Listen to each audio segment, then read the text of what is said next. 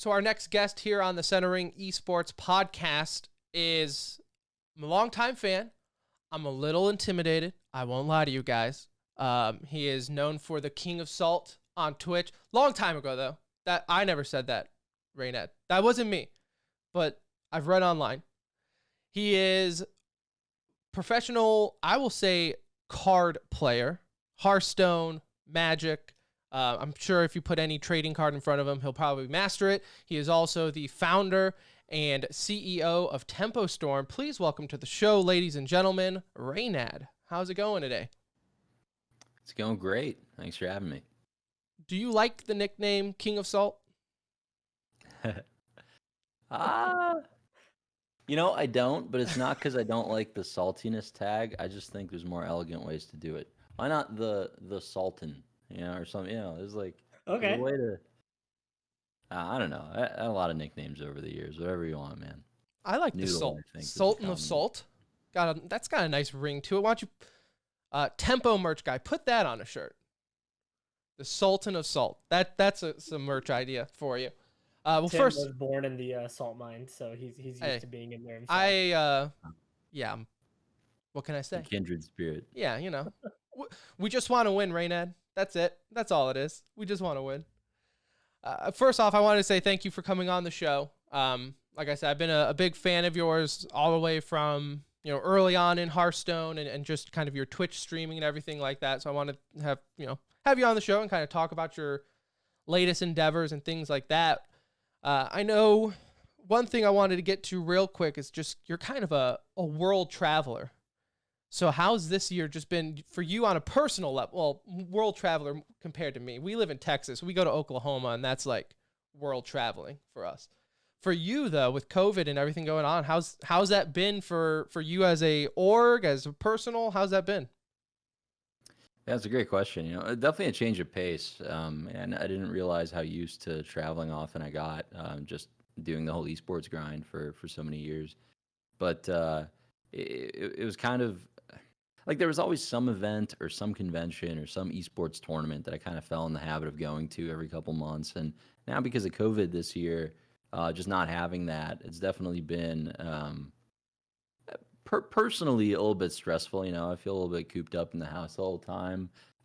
It's a year where I just put a lot on my shoulders this year in terms of goals and just work that I have to do. So I wish there was a bit more travel to break that up. We did manage to get out a little bit about a month ago. We're working on making a game right now, and our developers are out in Ukraine. So we actually flew out there recently, filmed some documentary footage for a film we're making, and then also just it's nice to work with them in person for the first time on the project. So it's been good, but I wish we could go back to the days of just traveling whenever you feel like it. Definitely miss my friends in Europe. That's what I'll say. Yeah. Any positives looking back at the year so far that whether it's been time to reflect because of COVID's kind of slowed everything down a little bit, and any of that for you that's really been more of a positive rather than a lot of the negatives we've heard throughout the year?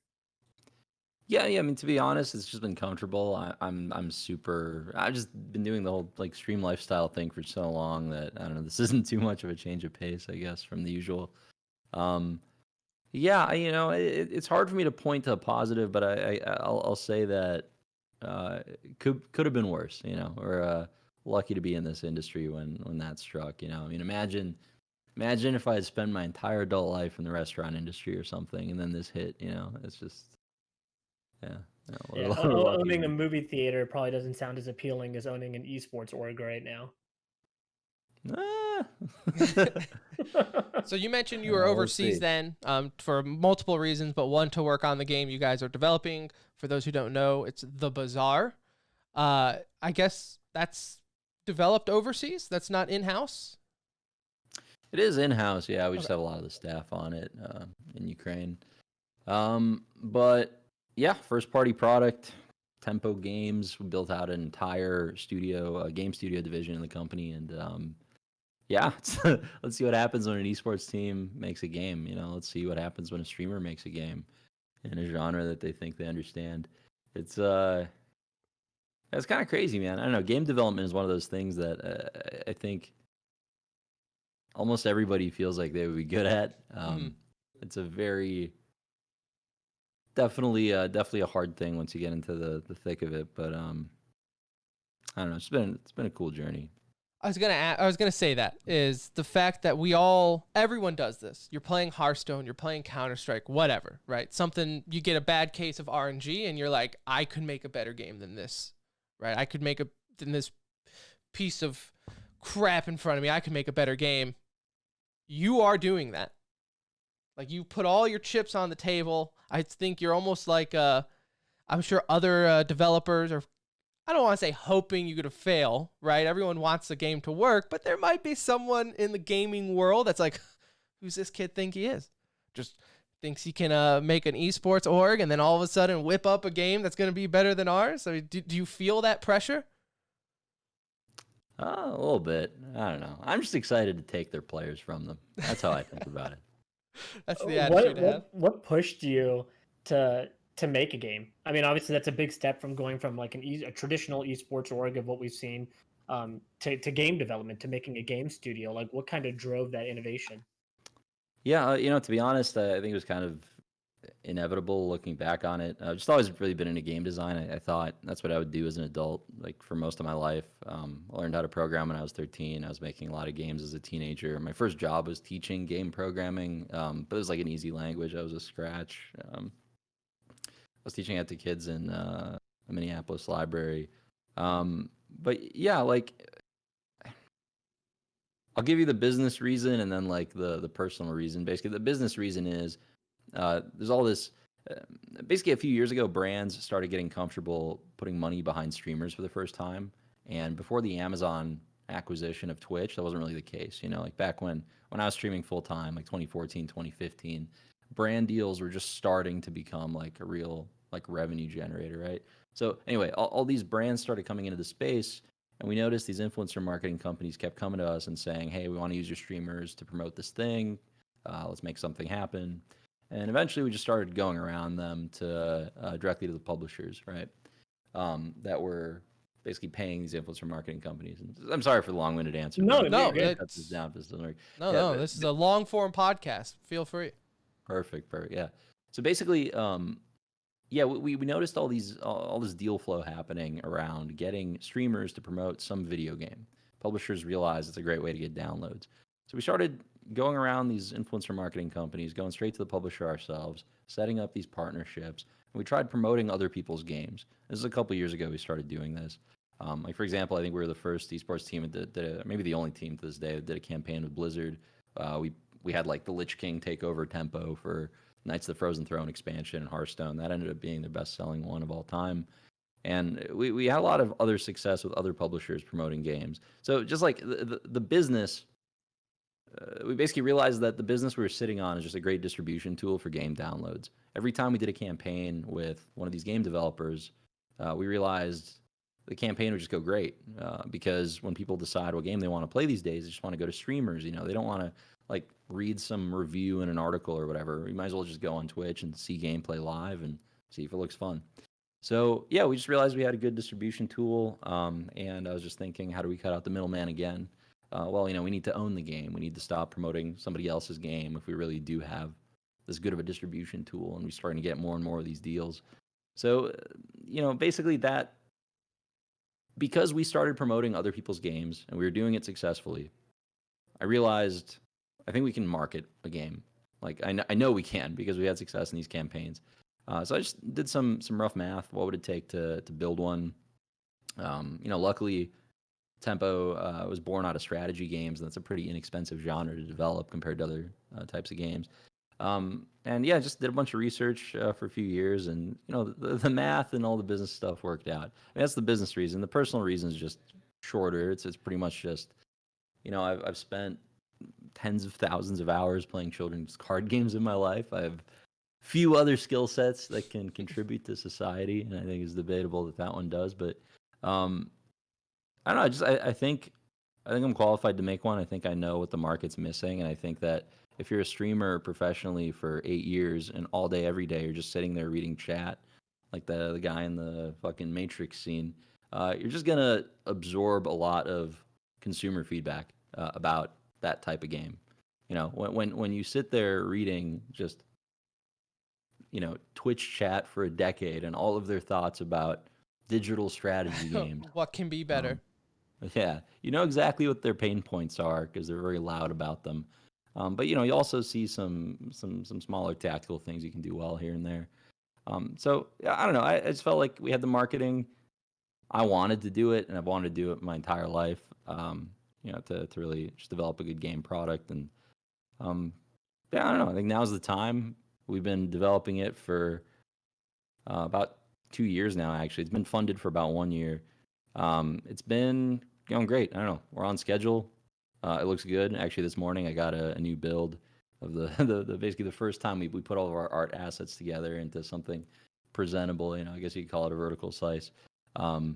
It's just been so cool seeing it come together. Honestly, I've just been very proud of the team working on it, and yeah, I don't know. I guess they're personal reasons or business reasons. They both lined up, and now we're making a game. Does it let you appreciate other games that you've maybe bashed in the past now that you're on the other side of things?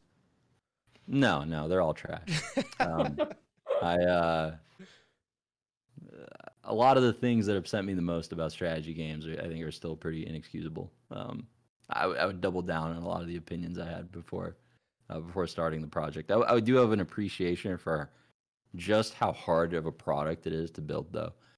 I had no idea the level of communication skills that you need for a creative project of this scale. I didn't.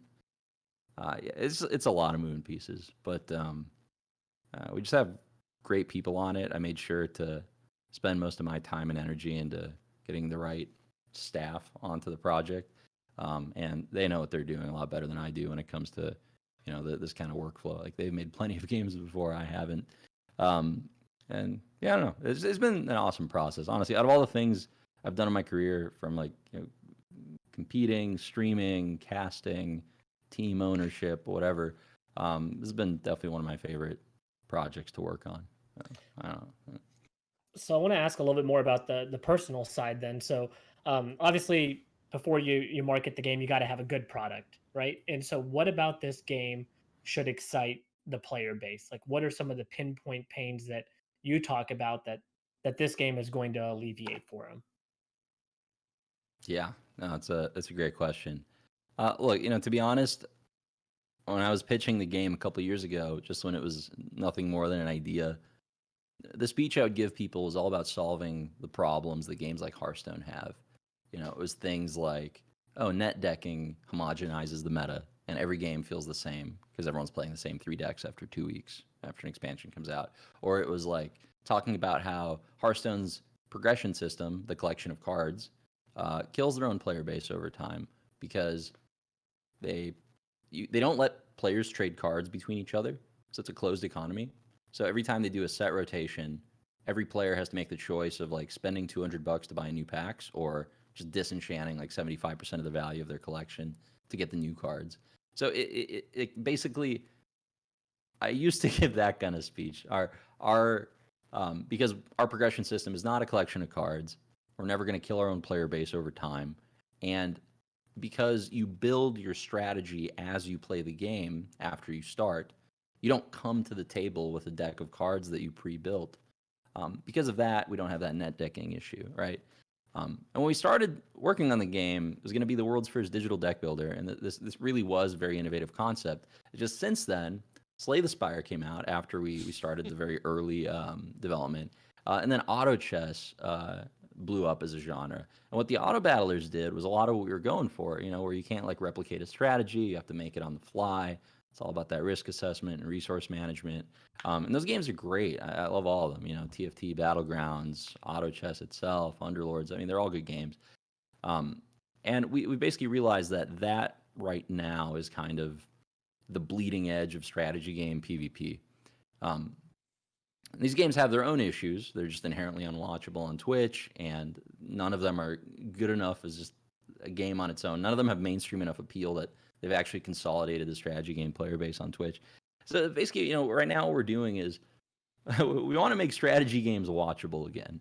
And the game, I mean, to be honest, I haven't really pitched it to people. We've just kind of been in the weeds working on it all year. But I'll tell you about it. What's exciting to me about it. Uh, the game's an adventure strategy game. It's just like a blend of my two favorite genres in gaming. It's not something I've seen done before. I don't know whether to call it like a strategy adventure game or like a PvP roguelike, even. It might be another way to interpret it. But it's basically two things you do in the game. First of all, the game's called the Bazaar. It's an intergalactic marketplace with all these aliens and creatures coming together to trade and barter. And it's a really cool planet full of all these colorful creatures and cool things. So you pick a hero, right? It's like a class-based game, like League of Legends. You can pick whatever hero you want to play, and then you queue into an opponent and you start walking through the bazaar. That's the first thing you do. You explore. You run into different merchants. You can choose which ones to go to. After you're at a merchant, they lay their wares out in front of you. You decide which ones you want to buy. You have the stuff that you've already bought, the stuff that you're carrying on you. You can upgrade it, modify it. You're basically building up. That's a big part of the game. You're exploring, getting stronger. Second part of the game is the output. It's the way that we compare the way players bought. Like it's the way that we decide who is better at exploring the bazaar. And that part's going to be combat, and it's not going to be very input heavy. We don't want like a bunch of activated abilities and clicking every turn. It's not necessarily going to be full auto battler either, but we're going for that nice balance of giving the player enough control that they can basically make the fight play out differently every time, have some surprises, have some bluffing elements like that. But, the fight is still low input, easy. The fun part of the game is just choosing what way you want to get stronger, Oh, that merchant looks cool. What does he have? Oh, I listened to the voice line. Oh, he says this other merchant might have something cool next day. So I'm going to go check that merchant out on the next turn. And you build up, you get stronger, you explore. So are these merchants like on a daily reset type thing where they will have continuously like different items for you to pick and choose from? Or, once a meta is set of like, hey, everyone go to this merchant, like that's going to be the go-to merchant that you need to go to every time? So right now it's actually it's very much like just pure choice based. So you can imagine like a series of discover screens. Is kind of the best way to describe it. And each of the things you're discovering isn't a card; it's a merchant, right? And you'll have like 4 merchants. But the game could have dozens of merchants, right? Each class has its own unique merchants. The merchants that you go to, sometimes they have stuff that only that merchant sells. Really, it's about going into the bazaar. You see like hundreds of characters. You basically decide which ones do I want to talk to, which ones are more likely to have stuff that I want. Do I want to? Oh, like I'm getting my ass kicked. I should go to the healing merchant and get a bandage, or I'm ahead. I want to snowball my lead. Let's go to the weapon merchant, get stronger. We're just trying to give the player like a good degree of control over where they want to go in a strategy game, and just want to make sure that the player's decisions, not their reaction time, is what determines the winner. Like, we really are targeting strategy game players on Twitch specifically. So I'll have a question here then. One of my sticking points with trading card games, and it's really ever since they've moved to the computer side, I feel like you don't get as much RNG abilities with physical card games. It's, you have the RNG of drawing the deck, but I play Yu-Gi-Oh, so I believe in the heart of the cards anyway, so I don't even have to worry about RNG. From there, though, with Hearthstone, this is what gets me with Hearthstone, so not only do I have to have RNG to get the right card, then I get the right card. That card has an RNG ability on there where, hey, you're going to have this ability, and it could either heal you for 20 or instantly kill you. Okay, and now you play it, and now maybe in that healing ability, there's a 10% chance that it might also hit this monster. And it ends up feeling more of luck than actual, like, I had no skill into this because there was 5 RNG sequences that followed this one card that I drew. My question to you, just to follow up, put my mind at ease, because I've been following the Bazaar since early development. Doesn't seem like there's as much. I mean, obviously, there's always going to be some RNG when it comes to a type of strategy card game base. There's got to be some level of it. But just talk me off the ledge from that type of RNG. I shouldn't talk you off the ledge. If that's the kind of RNG you find in our game, you should jump. It's like the reality is when people talk about RNG, they always talk about like more or less of it. They talk about it like quantity, like it's some sort of fungible thing that you can have more or less of. Our philosophy on RNG is that just like most things in life, there's good ways and there's shitty ways of doing it. And the way that we define the good way of doing RNG, our philosophy on it, pretty much just boils down to two rules. When the RNG happens, all of the outcomes of that die roll should be roughly equal power level in a vacuum. So something like Crackle in Hearthstone does 3 to 6 damage at random. We want to make sure we don't design cards like that because it's always better to roll a 6 than a 3, which is bad. A better way of doing RNG, just to continue using Hearthstone as an example, is spare parts in that game. Every time you get a spare part, it makes the game play out differently, but each of the spare parts in a vacuum is roughly the same power level. So that's rule number one, is just make sure the outcomes are equal. Right. No implosion type of cards where there's strictly better or worse die roll outcomes. The second rule is paying attention to when the player gets to make their input in relation to the RNG. What I mean by that is whenever your player is going to make the decision on doing something in the game, the RNG is good RNG if it happened before the player makes their choice. If the RNG happens after the player made their choice, it's bad RNG. So I'll use Crackle again as an example. It's a spell in Hearthstone, does 3 to 6 damage at random. You got to point it at something because you need to decide what's getting shot. So when the player points, that's when the player has their choice. That's when they have agency. So you can't have it so the player chooses, then the die roll happens. That's when they tilt off the face of the earth, and it's just an objectively bad way of doing I've been it. there. I've been there. But if you roll the die first, again, I'll just use the spare part example again. The spare part goes in my hand, and then I decide when to opt into playing it. And you still get all the strengths of RNG. You still get a game that plays differently every time, and it just increases the replay value and the tension and the experience. But you're just not going to tilt your players off the face of the earth, I think, if you just do RNG in a better way, which is kind of our goal with the Bazaar. Maybe there is. Blink twice if there is a release date for early access. Not yet, but look, here's something about early access. I'm thinking about early access, like whatever the release date is, I'll subtract some number of weeks. Okay. And I do have an idea of what the release date is. I have an idea for the release month, at least, so. Okay. All right. Yeah. We're getting there. Like I said, I've been following it from early on, so I'm excited to give it a shot. Like I said, I personally like trading card games. I'm still more of a physical guy, like I said, just because with PC, it just seems like the RNGs, this is just never on my side. But how about you? I mean, your background is all in trading cards. Started out with Magic and everything there. Do you play any physical trading card games? I've actually been playing a decent amount of Magic lately. Actually, all the designers on the Bazaar play a good amount of Magic, so we've been cubing a lot. It's probably my favorite game of all time. I have so many hours in that game. I actually played a tournament a couple weeks ago too for the first time in a year or two. That was fun. But yeah, like there's strengths and weaknesses to whether you put your card game like digitally or in paper. Both ways have their pros and cons. Magic is a great social game. It's honestly one of the biggest strengths of it. But as soon as you take that gameplay and you put it on a digital medium and people are playing from their living room halfway across the country from one another, you lose that social experience. And the gameplay itself doesn't carry like the Magic video game into being the most fun strategy game ever, in my opinion.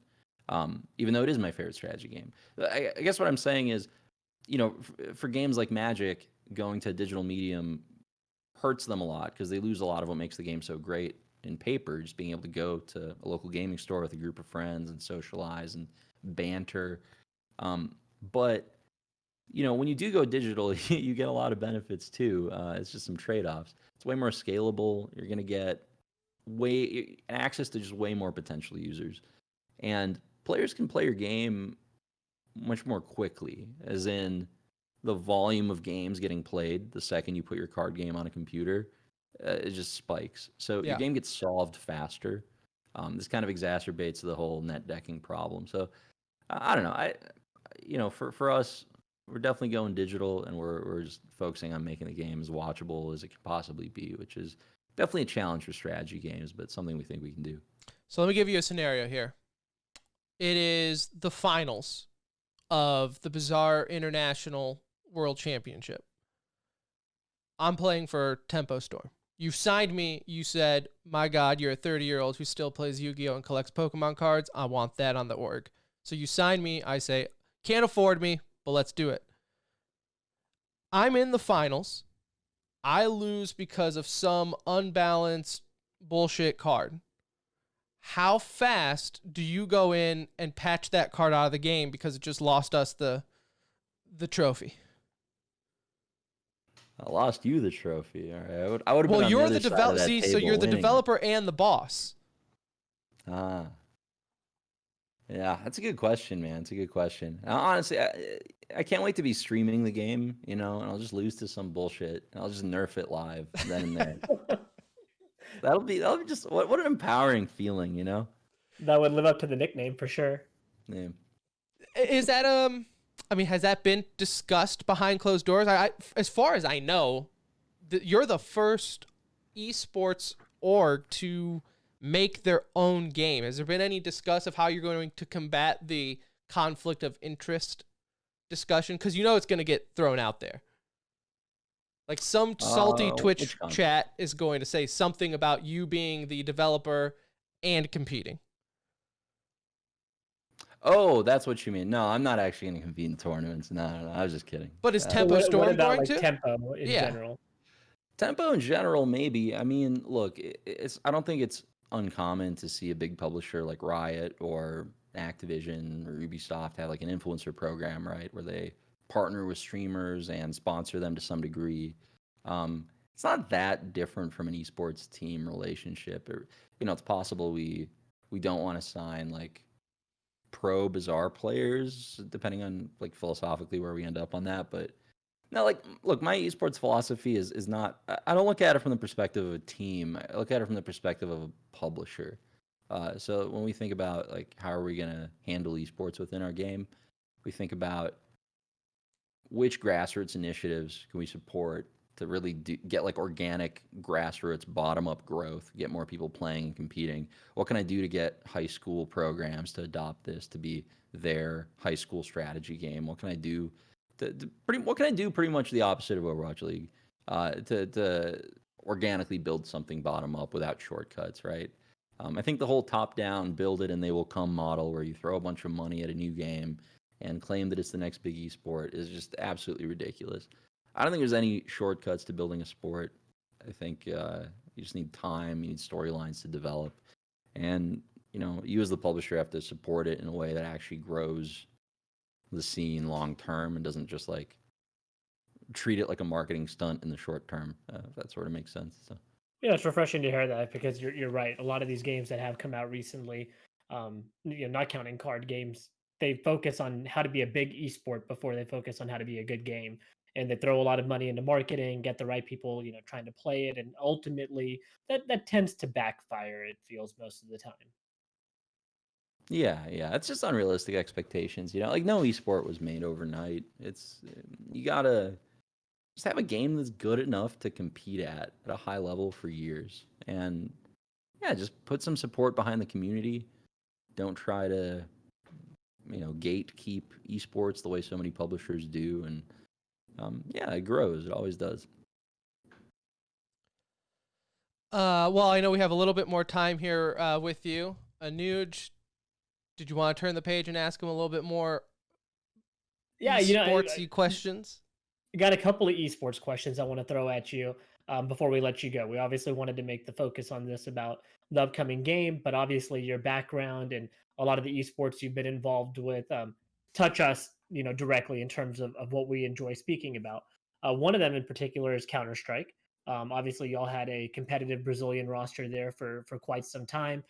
Became really well known in the North American and South American regions, and so looking at the state of Counter Strike currently, I'm really intrigued to hear your answer on this. But looking at the current state of Counter Strike, the way the money is gone, the way the leagues are kind of shaping out with Flashpoint and ESL, if you kind of still keep up with that and what's going on, Do you feel like you exited at the right time in terms of a game like Counter Strike? Ah, do I feel like we exited at the right time? Well, because Um, obviously it's become a esport that's kind of known to lose money for a lot of these organizations, but it's a lot of appeal to the fan base, right? A lot of people run it at losses in order to have a competitive CS team. Y'all were kind here's of in front of that wave a little bit, though. yeah, yeah. I mean, look, I'll just tell you my general thoughts on Counter Strike. So for me personally, it's one of my absolute favorite esports. Out of all the scenes that I followed, it was probably when I was actively doing like all the recruiting and scouting and like management stuff in the company. CSGO was a game that I probably spent more time following that game than any other esport. Um, I love that game. I think it's one of the only true esports that really has sports fan like behavior, regional rivalries, things like just real storylines, real community. I'm not worried about Valorant coming in and taking their players or anything like that. So, I think the esport of Counter Strike has a lot of strengths. Um, I mean, that being said, like if you're looking at it from the lens of like what was the right time to get in or out, um, it has less to do with Counter Strike and more to do with the investment market, which sounds kind of weird, but basically in 2015, a couple of venture-backed esports orgs came into the space for the first time. And esports is a great narrative to like an institutional investor, and they just raised a pile of money, used that to raise more money and more money and more money, and at no point did they were they able to like justify their valuation, but they just created this like feedback loop of raising. Yeah. Um, Sorry, I just want to make sure I address your question directly. What could you repeat it? I just want to make sure. Yeah, I just wanted to get your take on like, when you exited the scene, Right. Yeah. Yeah. looking The at time, kind of how it shuffled, do you think that was the right time? Yeah. Yeah. So for us, I do think it was the right time. What happened after that point is, like I said, all these venture-backed teams started entering the space, and the salary market went up about 20-fold in the course of like 18 months, which is like, you know, i if you're building a story to raise money, then yeah, you can sign some Counter Strike players at a massive loss and get your headline and try to build some short term hype. But if you're trying to build a business, um, it's just like it became grossly irresponsible to invest in almost any game that venture backed orgs started pumping that kind of money into. I think it's gotten a little more reasonable nowadays, but um, yeah, I don't know. I wish that everybody in the industry was focused more on like building esports to be sustainable and just like organically growing the scene. You know what I mean? Right now, it has become a money dump, right? Look at the franchising leagues, for example. Like, Yeah. those are mainly venture-backed orgs now that are being Yeah. involved, dropping 20-25 million to buy a spot.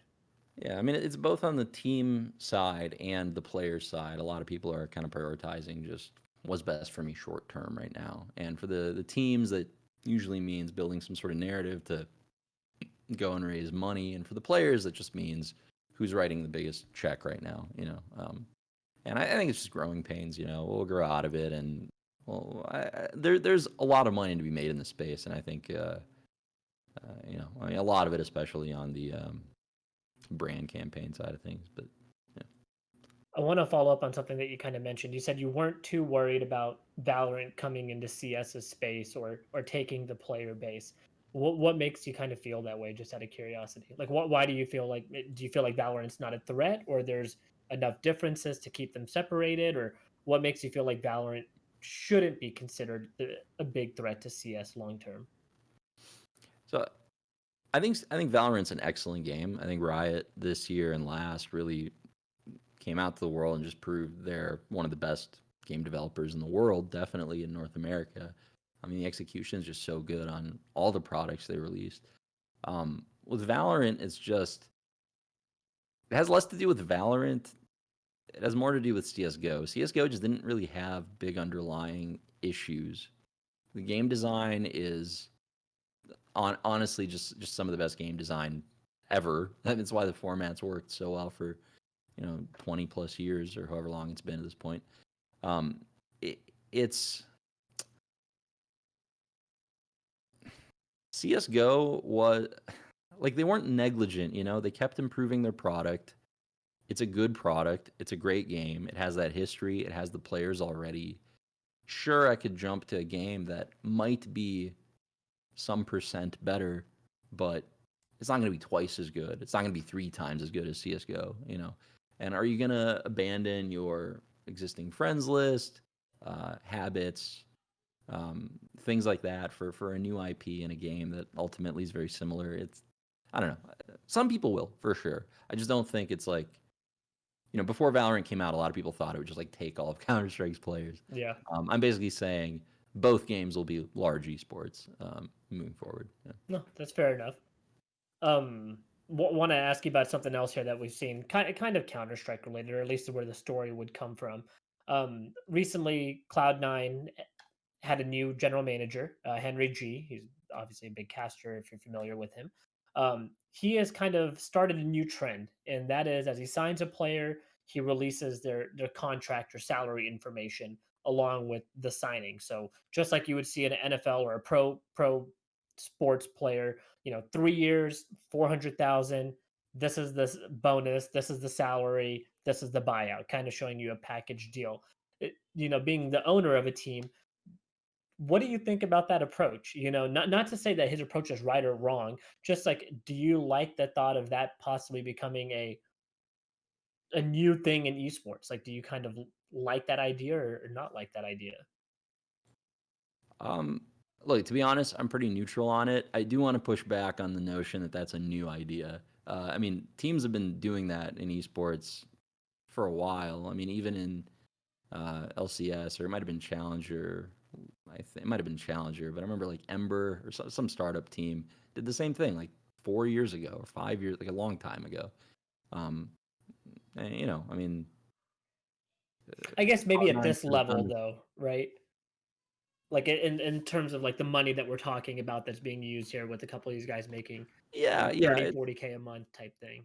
yeah, it's higher than it was, but it's not like, yeah, I don't know. Look, I think the practice has some benefits. I'm not opposed to doing it. It's a hard thing for me to give feedback on. Like Yeah. honestly, it's I um yeah, more power to them. I'm just in general, I'm just happy to see things professionalized more. More support staff for players, just people having their shit together more than. Like 8 years ago, this entire industry was run by teenagers. The Wild West Yeah. 8 years ago. Yeah. Well, And yeah. Reynad, the Saltine of Salt, I want to thank you for the Saltine. That's a cracker. You're the Sultan of Salt. Maybe you're Thanks. a Saltine Salt cracker. I don't know. One of the two. It could be either one. All right. Well, thank you again, Reynad, for coming on the show. For all of our listeners, you can check out playthebazaar.com. You can pre-order it, which will get you into early access, which will be eventually a couple TBD. weeks and or months before game release, as we are told. So you go there, sign up for it. Like I said, I'm super excited for the game. I've been following it right now. So I want to thank you again for coming on the show and wish you guys nothing but the best going forward with the team, with the org, and with the game. You have a busy future ahead of you. Hey, thanks a lot, man. Thanks for having me. And I don't know, maybe I don't know. We'll chat soon. We'll chat soon. We'll chat soon. We'll chat soon. Maybe after release, we'll get a chance to catch up and see how things are going. For sure, man. Yeah, I'll send you guys a build when I have one in a few months once we're ready to. Yeah, please do. Like I said, I would love We would to love that. test it out. Awesome. Wish you all the best, dude. Appreciate you. Thank you.